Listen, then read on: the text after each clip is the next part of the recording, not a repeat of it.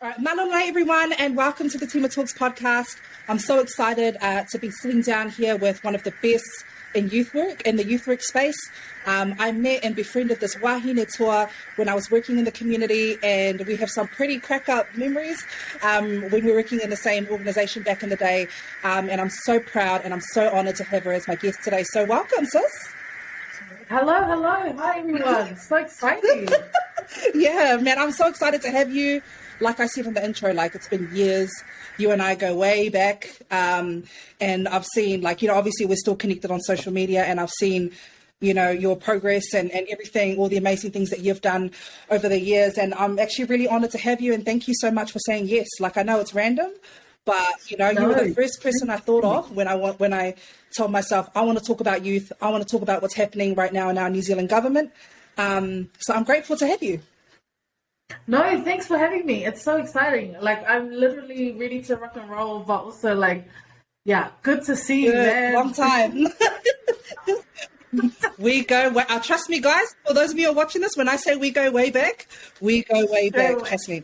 All right, so we'll start off. I have some questions for you. Thank you so much for being open to this. But I'd love for you to introduce yourself. Obviously we already know your name, but just shout out your villages, the things you love to do, who inspires you, and yeah. Love it. Yeah, no, malolele. Thanks again, Tima, for having me on the show. Yes, my name is Simulata Pope. People just call me Lata. Tongan Niuean. My dad comes from Tonga Leleka and Hapai, Tonga Tapu, and then his dad's Niuean. So his dad comes from Alofi Nofa Niue, but grew up in the Niuean village in Tonga. Not many people know there's a Niuean settlement, and that's called Palafa'o within Tonga Tapu as well. And yeah, my mom's from Holonga Vava'u, Gola Hapai, and she grew up in Havelu Loto. So yeah, Tongan Hati, residing in South Auckland Hati, do a lot of youth work, a lot of young people love work as well. And I just get in amongst anything with young people. Arts, theatre is kind of like my hobbies outside, music and all of that, but just mainly around like stage management and production. I'm part of the Black Friars as well. I mean, work-wise, I work for Voice, which is like Voices of Young Care Experience. It's the only advocacy service for all children in state care. And then I do a lot of love volunteering for the Tongan Youth Trust. So yeah, that's me. It's a full-on life, and it's crazy because we were like, just before we started recording, we were talking about how back in the day we were so young, we didn't really know much about life. But from as long as I've known you for a long time, like I said before, and you've always been doing amazing things like this. You're a poet. Sorry, if I don't know if I was supposed to mention that. Yes. You're really passionate. You're a real talented poet. You're great with words. Of course, you're in theatre. Shout out to the Black Friars. I've been to some amazing productions that they've done out over in the community. So what inspired you to get into youth work? Because I've known you for a long time, like I said, and you've been in youth work since then. I've seen your career progress into the amazing space that it is now. So, what inspired you to get into youth work? Yeah. My dad is a youth worker and my mom is a social worker. My family is a caregiving foster family. So I kind of always knew that wherever my career would be, it always to be helping people. But then I just chose and followed my dad. I am quite a daddy's girl and he's the biggest girl dad. So I just love working with young people. I also love his story as well. Dad was an orphan at 16. He kind of had to raise him and his brothers. So, there was a lot of ways where he kind of overcame the world a little bit in terms with growing up fast. And I just love the power that young people have to do that. Yeah. So, I just invested all my time just kind of working and walking along, journeying along with young people. And I just believe that they can change the world if you give them a chance. Yeah. So, yeah, 100%. And speaking of your dad, I've met him a few times. The most friendliest, funniest person ever. I went to a Tongan event and he was part of it, and I did recognize him straight away, and I wish I could whakapale him. I really wish I could have. So it was pretty cool. Talk to us about the Tongan Youth Trust, because I'm not sure what your involvement is there, but I think that spaces for our Pacific kids are always good and always beneficial for them. So talk to us about your involvement there and what inspired that mahi. Yeah, so the Tongan Youth Trust is actually my dad's baby. That's his kind of like lifelong, charity and trust. And basically, what it is that there was a point in time within the New Zealand Tongan community where the Tongans just could not handle some of the youth issues that were happening around our Tongan young people. So, Tongan Youth Trust was established to help parents and help families, especially young people, settle effectively from that migrant story. And I guess now moving over to like New Zealand born, first generation, second generation, and third generation Tongan, New Zealand born Tongans. My work now is just kind of elevating that. So, yeah, basically lately we've just been doing a lot of COVID response groups, really helping like the anti-vax, pro-vax debate happening for young people to understand where they can make an informed decision. Obviously, there was a lot of students kind of dropping out.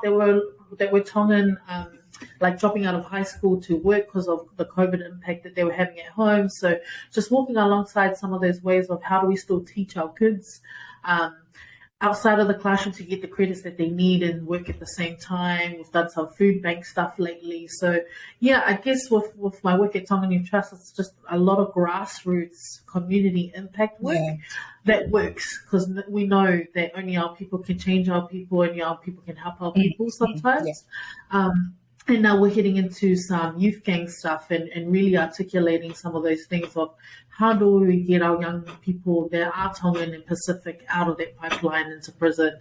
How do we stop that? How do we get them back to loving and caring homes and families? Yeah. Is that quite hard to do? Because I know that with Pacific, especially in Pacific families, parents can be quite stubborn in their ways of, I guess, in their mentality, and young people don't, you're not spoken to unless you don't speak unless you're spoken to. Is it quite hard to advocate for young people to, I guess, our elderly generation, our older generation? Yeah, for sure. Like the biggest and the most recent project that we've done was the big Tongan community tsunami relief work, where we donated and fundraised about $10.6 million back to Tonga since the tsunami. I was in charge of bringing in all the young people around volunteering on site at Mount Smart, but also I was also in charge of doing the manifest and the admin work.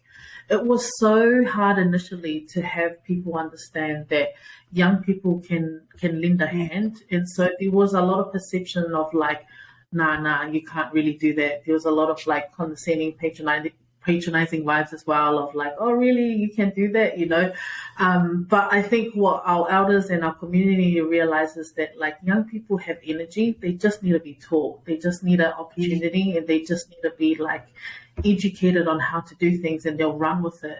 Because we brought like 60 kids at one time. They stayed up until midnight just going through containers and barrels and registrations and stayed up, established a massive database. And we're talking about 2,000 families or 2,000 parcels or donations that went back to Tonga. Like young people recorded all of that.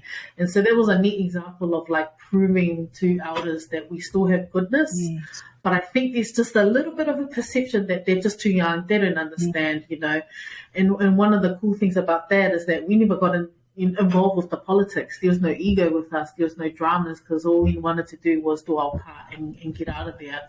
And so sometimes it's actually easier having young people understand what they need to do and working with young people rather than working with heaps of Pacific adults, because it just gets noisy. You know how it is. Politics. Ego. Different views, different opinions. Yeah, definitely. 100%. Yeah. So our leaders, what inspired me to reach out to you, of course, I'd love to, I really wanted to see how you're doing. But our leaders in the country, in the Beehive, and the whole of Aotearoa have been talking about our rangatahi, and I've heard every opinion except the opinion of people who actually dedicate their whole career, pretty much their lives to, because it's not just a career, have dedicated their career to working with rangatahi. I'd love to hear your opinion on National's proposed welfare reform. Yeah. I mean, I feel kind of mixed, to be honest. I think there's like definitely a massive debate, and there's a lot of pressure to like choose one side or the other. But I actually feel like there are some really, really good pros and some quite like concerning cons as well. But I think contextually, when we're looking at youth work and youth workers, like they always bring the other context in the bigger picture. And so for me, like what I really love is like, thank goodness, finally in 2022, our adults and our bloody prime minister are like looking at our young people and looking at the needs of young people. Like that was my biggest win about this whole conversation, is that like we're hearing our prime minister and the opposition fighting over the needs and wanting to invest in our young people. Like that's a journey in itself, because young people and children are always like pushed to the side. It's never really about them in reality, you know. So I love that they're fighting over young people. I love that they're fighting over the investment of young people. It's a big win in terms of what we should prioritize in New Zealand. And I think where, you know, all the differences are, the biggest silver lining about this is that finally these adults in the room who care about what our young people's needs are for the future. So wherever you sit on the bill, wherever you sit on the reform, or however you sit politically, like it's so cool hearing that they're talking about this and making a big fuss. Yes. I think it's also pretty legit that like finally our government national is picking up, you know, a strong focus on investment in young people. We never talk about like vocational or career-based opportunities for young people as much as we should. Like we always know that kids are the future, but we never have really heard in our government like particular pathways to make them the future now. So that's been pretty awesome to hear National like take that stride by stride in terms of like putting their foot down and saying, hey, we really want to invest in this. But we also think that young people can change the economic crisis at the moment if we just place a little bit of focus. So that's what I love about this reform, is like finally we're looking at long-term goals and long-term investments within our young people. I think where I get quite concerned about is obviously the welfare of like many other people. And it's not necessarily like, I have to be really honest, like it's not really different to what Labour is right now. So I think there's a lot of like toing and froing that like Labour's right, National's wrong, or National's right and Labour's wrong. Like if you actually really think about what's happening right now for our young people in terms of youth employment, it's no different. This reform is no different from what Labour is currently doing, except there's an extra extension of that. So I also think that Labour needs to kind of wake up to the reality of youth unemployment at the moment, because I think while they're fighting this fight and saying, hey, you know, this is not really youth friendly, blah, blah, blah, what's currently happening within our welfare system for youth unemployment is the very same. So that's where kind of like my hesitation and my concerns come from, is that we're looking at this from a very economic, corporate, very long-term based situation, but we are still like underliningly missing and avoiding the point of poverty, our huge mental health services, under-resourced schools, education system, and also COVID. Like all of these things have been really major to the context of our young people, the context of our family units, and the context of like just bouncing back.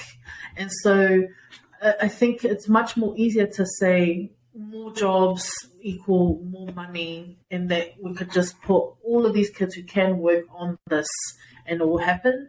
But we're still significantly missing the story behind it, where our kids are still barely surviving out of COVID.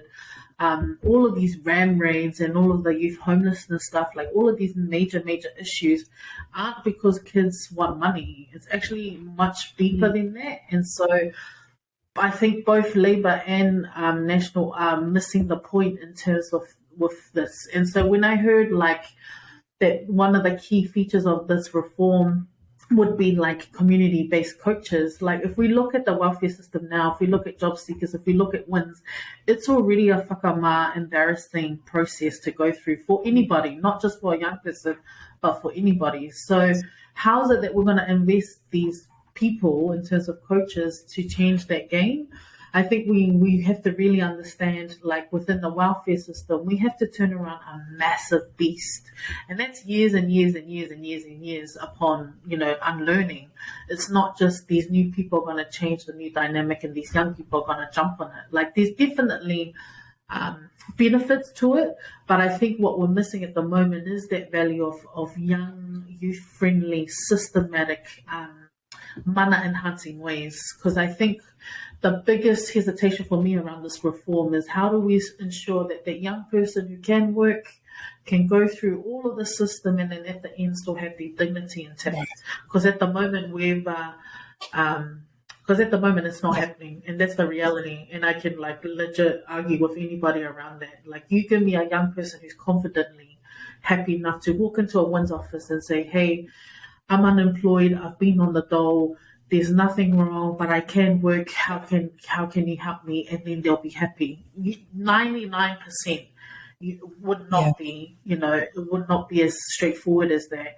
And we also need workers that love young people. And I think we often miss that, like not bagging any of these employees at WINS, but it is a system that catches up people. So when we're looking at young people coming into the mix to get a job, how are we going to ensure that it's friendly enough for them to come to you and say, "Hey, how's it that me getting a job versus me staying at home going to be better?" And as annoying as it sounds a little bit entitled, and I get National's kind of viewpoint of having them like get off the couch and come and work kind of vibes. But we also know our young people are like that. We're talking about vulnerable families. Like, once you reach, that point where you're asking assistance of the government, there's already some sort of mamai entailed a lot for our brown communities, for a lot of our Māori and our Pacific whānau. So we also have to bring that into the mix. We have to acknowledge that, like, government is effed up in some places to our communities. We are left by the wayside. We are the long brown tail in many, many ministries. So when we're looking at this reform and we're looking at somebody, a middle-aged white man saying, "Hey, I can change your life. I can invest in you. I can get you a job. Come follow me," like, is that really going to happen? And so for a lot of our Pacific and Māori young people, they would much rather just get what's free, just wait till every Thursday until the money rolls through and they don't have to do that much. But I think we're missing the point in terms of like, in order to invest in our kids, we truly have to sit alongside them, listen to them and work and journey along them. And it's not just a policy that can happen overnight that can change that, So that's how I kind of feel about the policy. And I feel like National can do it. They will set out to make the numbers crunch if they really hold the dignity and mana of young people in any reform, and if Labour continues to be the next government, they really have to wake up and smell the coffee with that as well. Like, what we have currently, it ain't perfect to what they're arguing across the street, So yeah, that's a little bit about my thoughts. If that was no, that's amazing. That's amazing, and that's exactly what I needed. Like, people need obviously people need your opinion. People need views from people who actually do work with youth. And when I look at it, because of my experience, I look back at my experience in working with the community, I feel like youth workers are already job coaches in themselves. So when I heard about this reform, I thought to myself, well, great, because then we can increase funding towards our youth workers and youth coaches and the people in the community space. And they have more money to be able to execute this type of work, because there are too many youth workers, social workers, you name it, every type of community worker going over and beyond their role and putting in so much time and effort, time away from their whānau to support young people and not getting paid enough for it. So I was like, if we have this welfare reform, let's give them the pay rises that they deserve. Let's put more money into the community. And that was just where I was coming from. That's why I was quite supportive of it. But I'm really glad that you've shared your opinion, so then I can, reflect back on what I was thinking before. And it's always good to have these conversations so we can, learn more about it, especially from people who actually know what they're talking about. Yeah, and I mean, like, you're totally on the money as well. If it works, and like with what I see thus far, like, there's still a massive disconnection between community and ministry. Like, hey, the vaccination is a clear example of distrust in government, So how is it that we're going to tackle these really vulnerable communities and say, hey, we really invest in your young people and believe they can do better, Because I think we're also missing the mark a little bit of the narrative as well. Like, this reform and some of the cool strength-based views of it is like, it is going to be community-based. Let's celebrate on that. But then you see on media and you see online that there's a lot of these like kind of connotations that young people are lazy, that we're kind of already assuming that young people are working and dole bludging as well. So I think that there's a lot of hesitation from like the other side in terms of like all those who are against this reform, saying like, you're just putting young people in a box, you're just putting young people in kind of like a corner to already say that they're lazy, that they're working and they're just taking money off the government, because actually that's not the case. But I think what I'm really, really concerned about with this reform is that it needs to be done right, and you need to walk alongside community with them, and that's the only way it works. If we're going to invest in these coaches, it has to be youth workers, it has to be NGOs, and we need to remove the red tape. We need to remove the auditing, monitoring, red tape, number crunching, whatever, and we need to trust that community-based services, when resourced, do right things, and that's another argument within youth work and social services. But, I'm a huge believer in only the hood can heal the hood. I'm a huge believer in that. I don't know where I heard it from. I'm going to take credit for it. I'm kidding. But only the hood, and it's true. I'm from Aotearoa, I'm from Manurewa, and I would much rather, being a South Auckland girl, I would much rather, if I was in that position. No, actually, let's put it this way. I only trust my own. And that's just the reality of it. I do not trust randoms coming out here trying to help me. Sometimes I think, oh, well, what's your agenda? But if it's one of my brothers and sisters in the hood, it's like, okay, cool. Yeah, I feel you on that one. Like I was saying, I feel like youth workers, social workers in schools, they're already job coaches in themselves. I mean, have you ever had to walk any rangatahi down the path of employment in your experience? Yes, definitely. I've quite a few in my time, both like professionally and also like cousins, nieces, nephews, and like even up till now, there's a lot of like random DMs of like kids that I used to work with, and they're like, "I'm applying for a job. Can you give me a reference?" And then you talk about the CV and you talk about the process of interviewing, but then you also steer them in the right direction of what they want to do as well. And I've also worked with young people down the unemployment route of going into WINS and getting youth payment and all of that kind of stuff. And like, that's really what it is. We need adults to walk alongside our young people. It's super embarrassing in some situations. You're literally going to somebody and asking them, that you're poor, you need money. Like, we need to really put in the humanistic values within these processes and just not see for what it is on words. And then when working alongside mentoring some of my kids to get out of that, my biggest advice is like, stay in school for as long as you can, rack those credits up. Like, education is totally key. Not necessarily reading and writing education, but like just upskilling your brain to become more confident, to become more interested in the world, find your muse, find your passion, because that's what comes when you stimulate your mind. And if you can't sit in a classroom, there's many other ways to get educated. And that's what I found in employment. Like, the only way to change the game is to be in the game. And unfortunately, at the moment, the only way to be in the game is to sometimes get that piece of paper, live by the rules of society a little bit, and then just climb up that ladder. So when you're looking at employment, I'm always telling my kids, go back to school, get those credits, try and get something, try and get a qual, because then that always can be your plan B after you chase dreams a little bit and get your credits. Yeah, that's amazing. Yeah. And that's 100% true, man.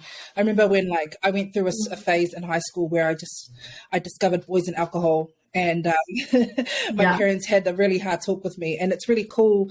And sometimes it gets a bit naggy when it comes from your parents, but when it comes from other adults, that's what I love about being from such a collective culture where we really are a village, and your voices like yours and professions like yours are really important. So this is just a question that I just came up with now, and you don't have to answer it if you don't want to, but I was just thinking while you were talking, do you think that if this welfare reform goes ahead, do you think that it's a system that allows young people to support themselves?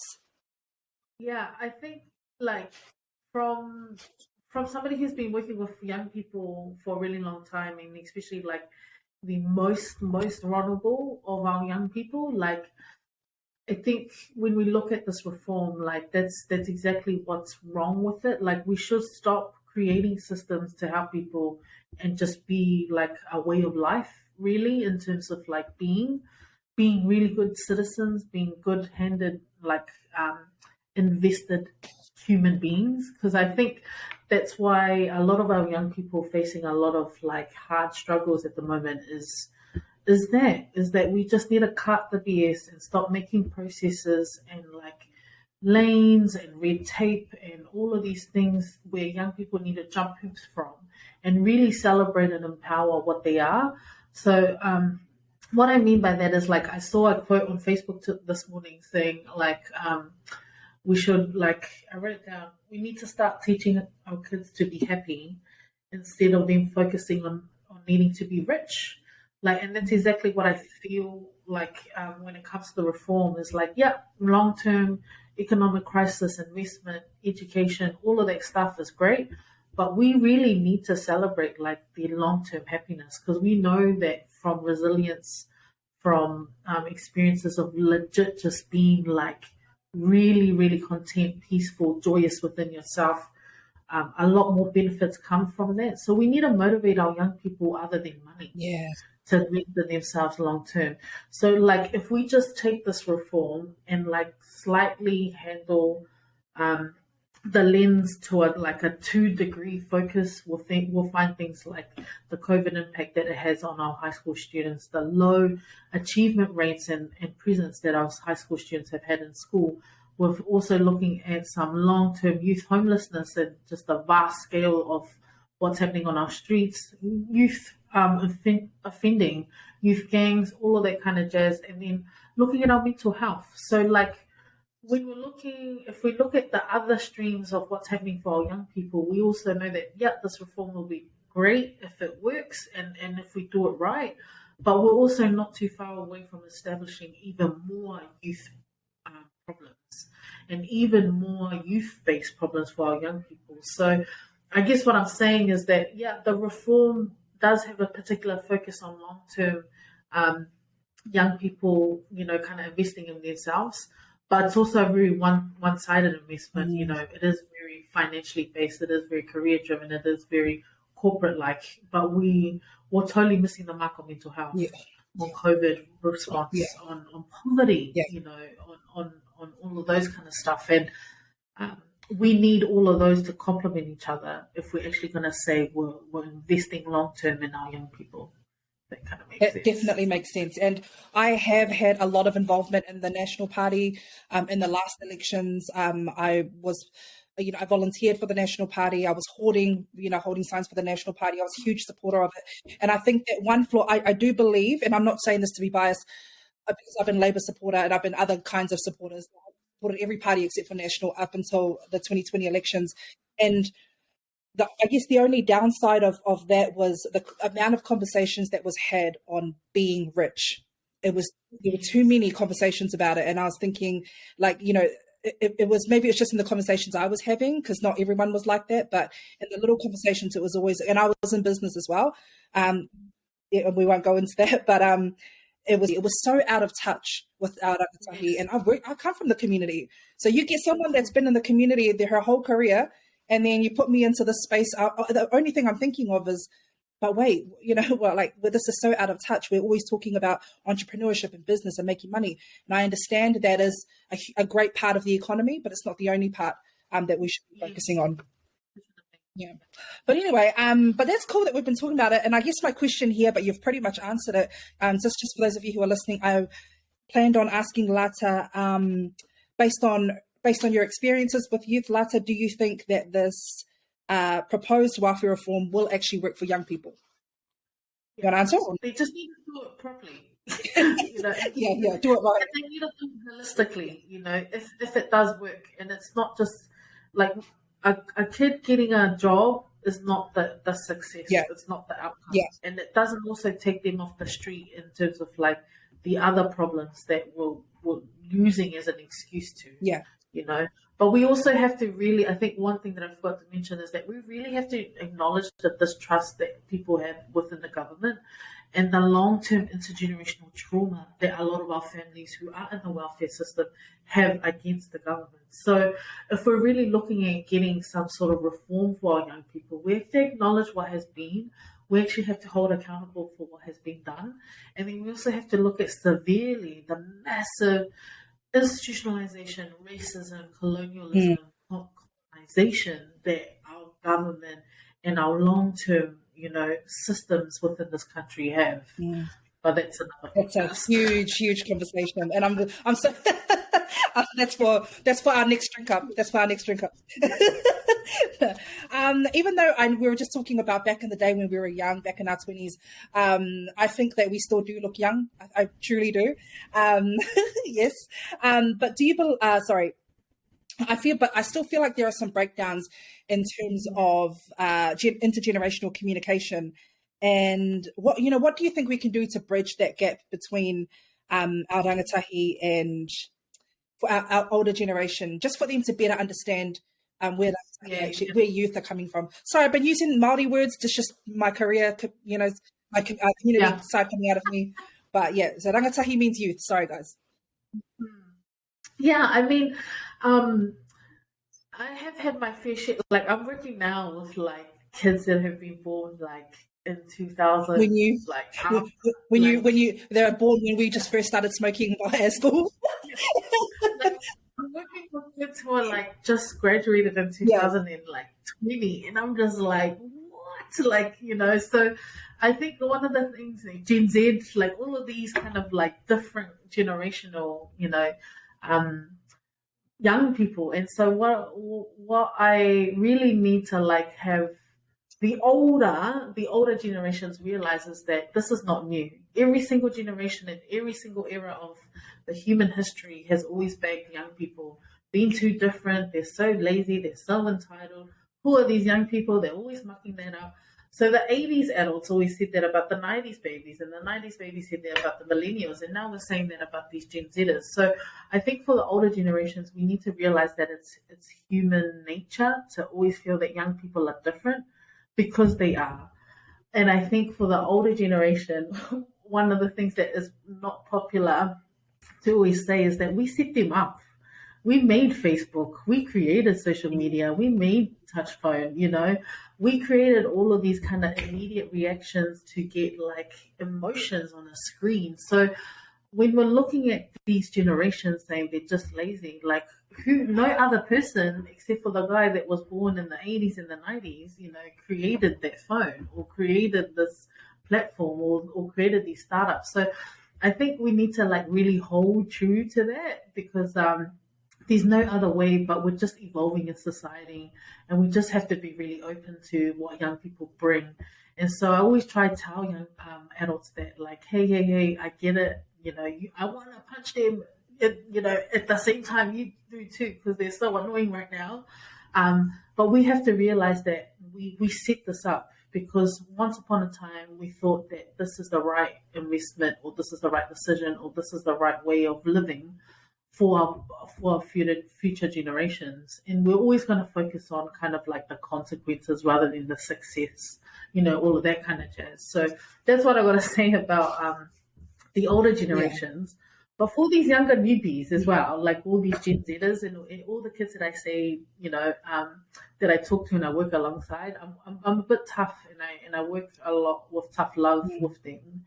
And really, it's just to tell them, like, yeah, you've got all of these things in your hands, but man, it is so beautiful if you go back and hear the stories of what was, even just hearing like the beautiful stories of where your parents kind of grew up, where your grandparents kind of grew up, where your ancestors come from, kind of the homeland. Compare what you have now to what was then.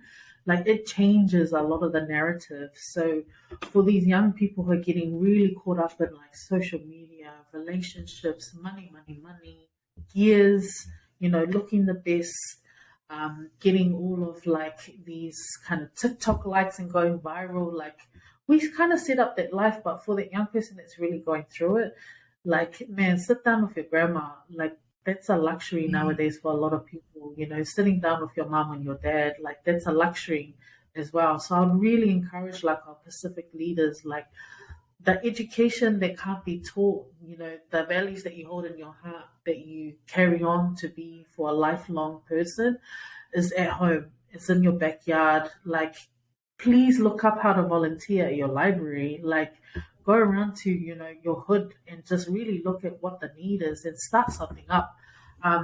If not, get in touch with us. Like, we know different avenues of how young people can change the world. And that's what I really like to encourage our generation to come, and prove us wrong. Prove us that you're not lazy. Prove us that you're not entitled. Prove to us that you can do better. And so that's a lot about what I say to the different kind of audiences. A lot of our adults give them a little bit of grace. They are annoying, but we also didn't grow up like that. And then to these young ones, go back home. And if you can go home, homeland stuff, if you can go back to Tongan, Samoa, Niue, wherever, do it. Do it by yourself if you need to. There's some beautiful, beautiful narratives of wisdom that we haven't even learned because we live the way that we do here on the screen and virtually and with schools and in South Auckland, all of that kind of jazz. But if you can get out, get out. If you can learn, and if you can really stimulate your knowing being, do that. Yeah. No, I love that. That's awesome. That's good. What's what advice do you have out there for people who want to start a career in working with young people? Yeah, I have a lot of patience, but please, if you are gonna start, you gotta like them and you gotta love what they stand for wholeheartedly. My youth work journey with young people haven't always been the best. I've got sworn at, stuff smashed up, stolen, everything under the sun. It's probably happened. I've actually been followed home, cornered, all these different things has happened in my youth work life. But you have to still believe that, that they can change the world. Otherwise, this is not for you. And what I always come down to is that youth workers and anybody that works with young people, they are sometimes the only dimming candlelight in the darkest, darkest world. So you must always, always remember that, within the Friars, our creative director, Dr. Michelle Johansson, she always says to teachers, sometimes you need to relieve young people of the knives that they have. They're not entirely throwing it to point it at you, but they're just probably taking it out from themselves. So we need to realize that their walks of life is pretty tough sometimes, and being talking to somebody about it, and the adult is just oh, you should have imagined what I was like when I was younger. Oh, that's nothing. But we actually have to realize that for these young people, that's all they know thus far in their life. But also it's really hard to navigate life, full stop. And so if you really want to be in a career of helping young people, please love on them heavy, because we do need more love than we do, academics and, registered practitioners. All of that can be taught. But if you just need the heart, start there. And then play the game, I'm managing staff now. I want to change bureaucratic systems to use young people. My long-term goal is to finally put Pacific young people on a map that changes the world. So you can't just don't think that youth work is just frontline youth working anymore. Long gone are the days. Take that into your academia, to your corporate business, to your side hustle, to your family gatherings, anywhere and everywhere you can take youth work and really relieve those conversations, So yeah, that's kind of a good starting point. No, that's amazing. And real insightful as well. Who inspires you? A lot of people. I think obviously my dad, because there is we do have a really unique bond. And I think what really inspires me about his story, and I get it from everywhere else, is there was one point in time that my dad could have gave up, much like many other people, much like many other young people, and he didn't. And for some strange reason, he carried on going. And that's probably to the detriment of, a lot of other people saying that he couldn't. And that's what inspires me. That's like that very thought inspires me to Yeah. carry on and do better. Yeah, no, that's amazing. Man, I always have to smile when you mention your dad. He honestly, for those of you who are listening and have never had the honor and privilege of meeting Simulata's dad, he is the type of person that will come and say hello to you, ask you how you are. If he's got food on her, he will offer you food. Real nice, kind-hearted man. And your mum as well. She's quite, she's very. So she was a youth work, no, social work.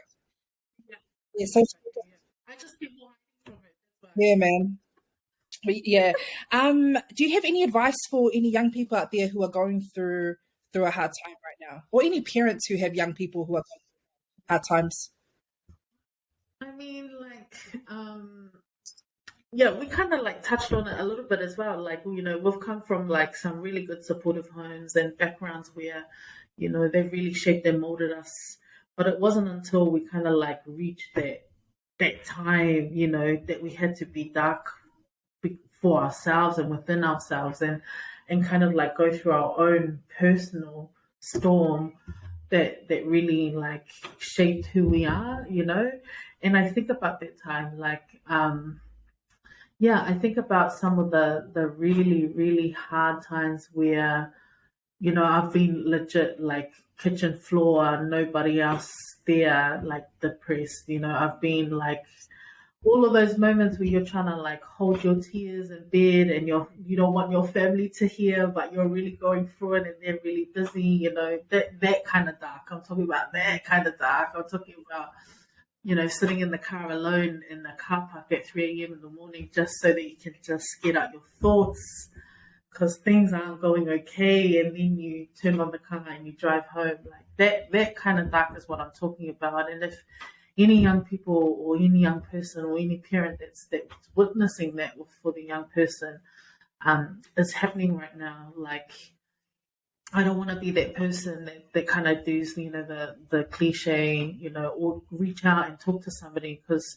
man, when I went through that dark, like, there was a very little, like, I have a good set of family and friends, but it was very little opportunity to reach out, all because, like, it's within yourself, And so all I got to say to that is, go through it, give yourself full permission to really, really go through it, but make sure that you get on out of it. And getting on out of it also means that you stay alive. So for me, is like, for any young person that's going through the deepest, darkest, just know that you can get out by yourself. But think of what the person to come is. So think about Lata in the future and what that stands for in this moment, but also think about Lata in the past and what she's gone through to come to this moment as well. So that has always been kind of my two guiding lights. And like, I've gone through some really tough times, and then quite recently with the dawn raids, like, I'm not sure if you knew, but like, my family recently just found out that my grandparents were directly involved. Like, we read all of these articles and we read like all of these memos, and it was just like, what the hell? This wasn't my nana and my papa. Like, they were still in Tonga at the time. So like, a little bit about their stories. Like, my grandparents came much earlier than we thought that they did, got locked up in the raids wrongfully, and then kept it hush hush and moved back to Tonga, lived their life, and then came back again. So we didn't know anything. None of this was happening until it led up to the apology. We went through some of the court case stuff, and then we saw the articles, and like, the deep dark hurt that I felt when I read like the sentence where the policeman refused to leave the bedroom when my nana got asked to put on her pajamas when they got raided that morning. Like, that's in an article, and that's shared online. Thousands and thousands, if not millions of people have used this particular article as an example to talk about the dawn raids. Like, that one line talks about my nana, my nana, the lady of my house, and for her mana to be like trampled on like that. Like, I think about the times where I was in the car park, and I think about the times where I was like in the room, holding back my tears. I think about my dark time, and I'm like, man, this is why I've got through it. Like, there's no excuse, because like I stand on the shoulders of giants, and I'm gonna keep going, you know. So I think about some of those traumatic moments, but also the healing that comes from our ancestors. And I think about the dark times that I endured, and I'm like, I'm gonna get by.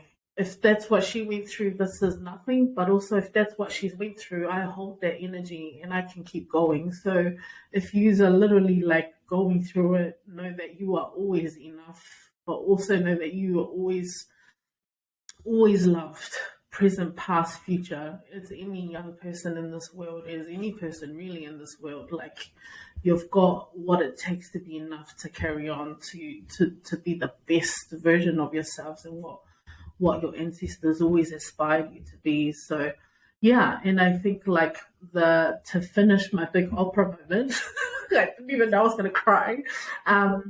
Is that like this beautiful quote that I always think about my story, is that like your sweet existence softens the wounds of your ancestors. And like, for any young person who feels that deep darkest, like, know that somewhere in the world, even if you can't feel it, your presence is sweet to somebody. You are loved, you are needed, and yeah, you are enough. So gosh, why did you do Like, that? nah, like that. Thank you so, like, Yeah. man, like I do feel your emotion from here. I'm on the other side of the Yeah. Pacific Ocean, but I can really feel that. Not just because, like, you know, you're sharing this, and thank you for sharing that with me. Thank you for your vulnerability and sharing that on my platform.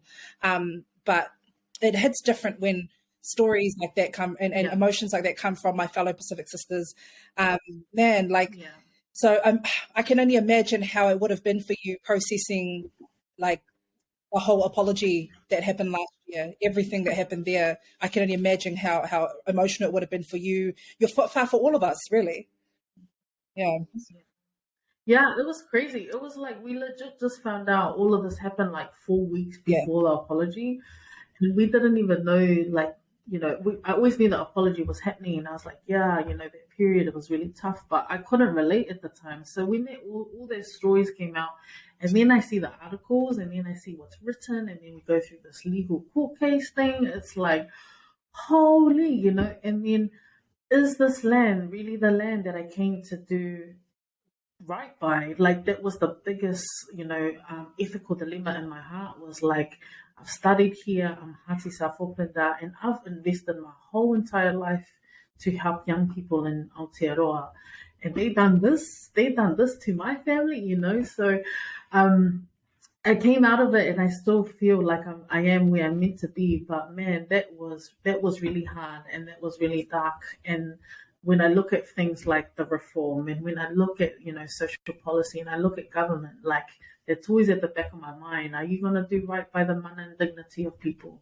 If not, do better, you know. And I'm here to tell you that we can always do better. So yeah. I love that. This conversation has gone 10,000 times better. I had high expectations. I had very high expectations. You've exceeded it by far, by too much, man. I'm like, I can't wait to share this, and I can't wait to tag, you know, I can't wait to tag the National Party, because I hope you don't mind. I'm going to tag them and everything, because these are conversations that need to be heard. I'm not sure what insight they have. You know, like, not just the National Party, bro, the whole, tag both parties, because I'm not sure what opinions they've heard. Yeah, man, every politician, man, because they need to hear this. And I want to say thank you. I will leave it there. I've got a couple more questions for you, but real fun questions just to end it off. But I want to say thank you again for sharing that. You didn't have to share it, but I'm so glad you did, and I really, really appreciate it. So I've got a couple of this or that questions that I want to ask you, just to keep it fun, because you're still young, okay? Bye-bye. we still look 25. So what do you prefer, TV series or movies? Yeah. TV series. All right. TV series, yeah. Here, because I've known you for a long time, I know you're going to like this one. Momo tea or dumpling house? Oh, Yeah. You are the biggest Momo tea fan I know, man. Okay. Theater, watching theater, like actual real life shows, or movies? Theater. I already knew that one. fiction or non-fiction books? Ooh, that's a hard one. I love like being a nerd and looking at like microbiology or conspiracy theories. So no, but I would have to do fiction. You love a good rom-com book. Cool. All right. Vacation with friends or solo vacations? Ooh, vacation Yeah. with friends. Yeah, But solo definitely. vacations are good too. Yeah, definitely. I'm just like a job nuts. Like, yeah, I can't be by myself in another country. Oh, I probably need Yeah. to be actually. I only trust the Yeah. islands to be by Same. myself. Whoa, I saw that you went to Japan.